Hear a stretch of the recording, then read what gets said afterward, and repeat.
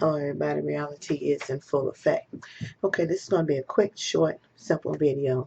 What I want to say is for women who have children at wedlock, which means you're not married, or for those who have babies with their husbands and you decide to split up.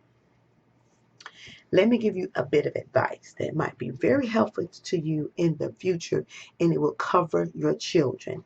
Don't do this out of spite, but I'm just saying to you, it will be very, very beneficial for you.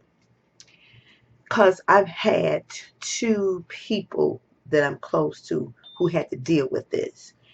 And death is hard to deal with, especially when it's sudden death. If somebody is sick, you can kind of cope with that a little bit better.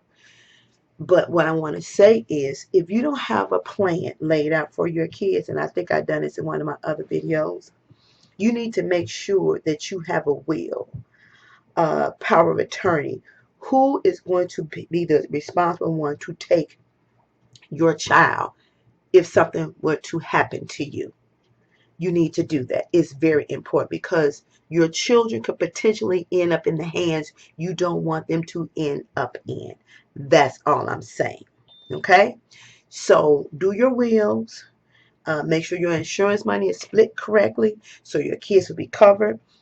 I know you're married, but make sure even in your marriage you leave some money to your kids, because if you die, your husband might change his mind. He might have a little sweet thing on the side. You don't know, but you need to have your children covered. That's all I'm saying. It is so important to do that. I've had three individuals I know. One whose mom died and left the insurance money to the husband, and he did not split it with the kids, and two other individuals who passed, and one grandmother who's in tears because now the child is been taken away by the police and put in the hands of the father.